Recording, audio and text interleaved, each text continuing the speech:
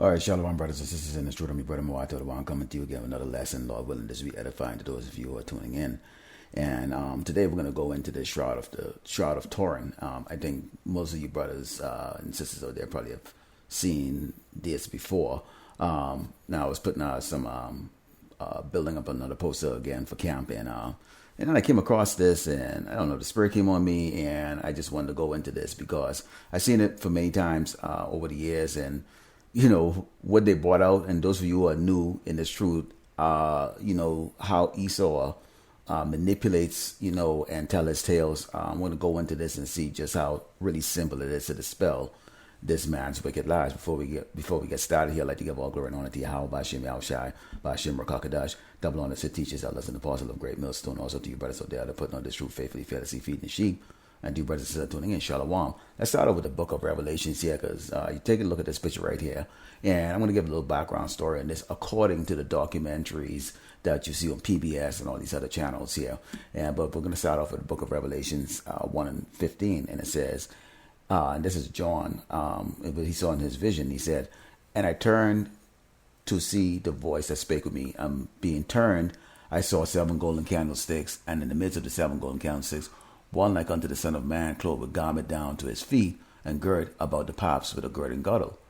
His hair and his hairs were white like wool, as white as snow, and his eyes was as a flame of fire." Keep that in mind. "And his feet like unto fine brass, as if they burn in a furnace, and his voice as the sound of many waters. And he had in his right hand 7 stars, and out of his mouth went a two-edged sword, and his countenance was as the sunshine in his strength." Now, keep that in mind. I'm not trying to, the brothers and sisters in this truth, we already know YAHAWASHI HaMashiach, okay, is what you would call a so-called black man today, okay? We already seen the description here of what, you know, what his feet look like, his hair look like. Now, let's go into this now. This is Esau. Esau is coming up and saying that they have the Shroud of Turin, and somehow, you know, this image that came up here, and then what looks like the image that we're used to seeing, that we've been brainwashed all our life, of Cesar Borgis, they try to convince, they have got the whole world convinced that this image over here is actually this image here, proving that Cesar Borgis is what they call the Mashiach. Okay, now let's move this a little further here. I'm going to move this, and we're going to go to the next picture here. Again, you can see when you go into the Shroud of Turin right there on the right, on the left, okay, and what they, through their imaging process, came up with what we seen, and brainwashed with all of this stuff. Now, I'm not going to go into all of the fact that, you know, this guy, pasty weak man skin, you know, it's not tanned, it's not, you know, we already know it's all crap. We already know his eyes was a flame, okay, not blue, okay. His hair was what, like wool, not brown, not black, okay, not dark brown, okay, and his eyes was not blue, okay. So we already know that his feet was like bronze, and we already know this guy's feet is going to look the same way as what? His face and his hands, okay? That's not bronze. Now, let's continue on here, okay? Now, this is, they go into this. Now, their explanation for this was that it was some type of radiation during the resurrection when YAHAWASHI resurrected. Now, I'm going to use the term Jesus here because this is what they're saying like that. So I'm just going to go with what they're saying. They say when Jesus resurrected, okay, there was like some type of form of radiation or whatever the case like that. Which, okay, they're trying to give Jesus this you know, heavenly power type thing, like, you know, he's like magical power, whatever the case like that. Now, you know, it doesn't really go in details of his resurrection. We know that there was angels that was out there. In fact, let's go into Luke, okay, and this is Luke chapter 24, okay, and these were the people who went inside there to look for YAHAWASHI, and they said, "And it came to pass as they were much perplexed thereabout, behold, 2 men stood by them in shining garments." Okay, these were the angels, okay? "And as they were afraid and bowed down their faces to the earth, they said unto them, Why seek ye the living among the dead? He is not here, he is risen. Remember how he speak unto you when he was in Galilee, saying the Son of Man must be delivered into the hands of sinful men and be crucified, and the 3rd day rise again." Okay, YAHAWASHI actually even appeared, okay, to his apostles them, okay, and they didn't even recognize him, okay. And let's go a little further down there, and it says, this is verse 15. It said, "And it came to pass that they were commune together and reason, Yahawashi himself drew near and went with them, but their eyes were holden that they should not know him. And he said unto them, what manner of communication are these that ye have one to another as ye walk and are sad?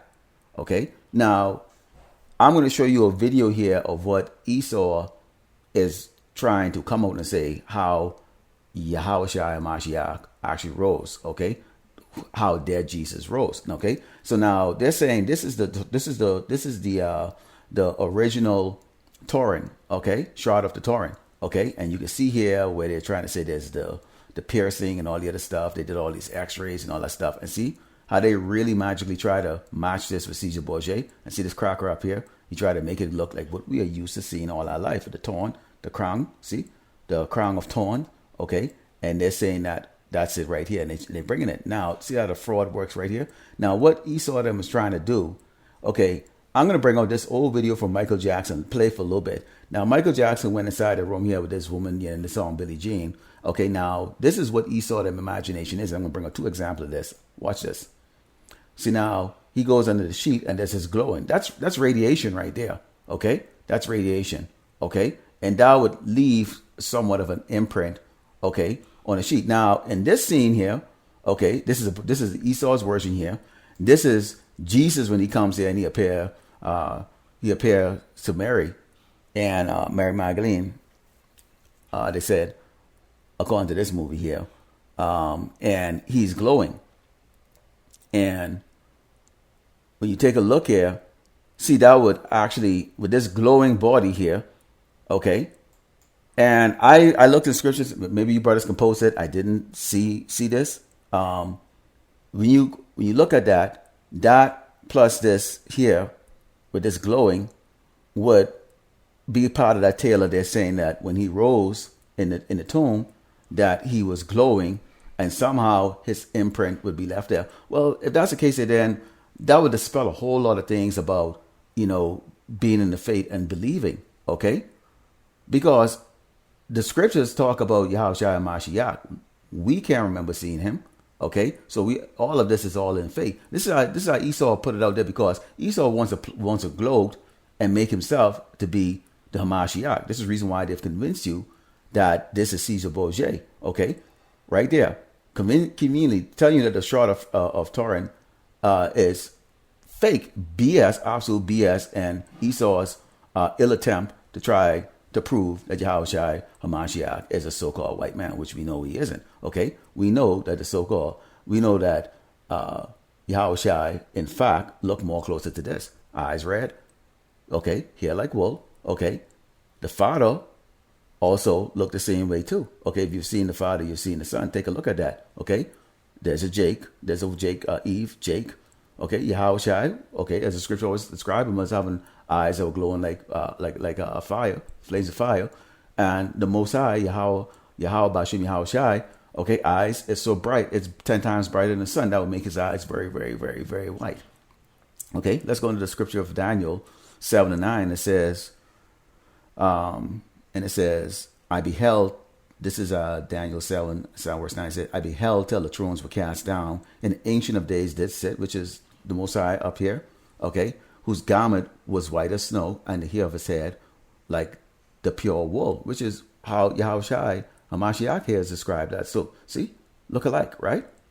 And his throne was like the fiery flame, and his wheels as burning fire.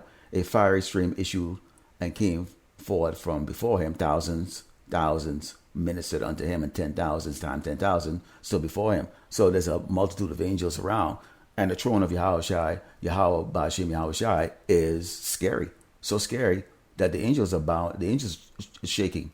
Okay? They're shaking. So to look upon them in their true form, to look upon the Most High and Yahawashi Mashiach in their true form, is scary. That's why we our bodies have to be changed to even be in the presence of Yahawashi. Okay? We can't see them. We can't see them in their true form ever in this body that we're in right now. And even the angels seeing them in their true form, it's trembling. And we know how powerful the angels are.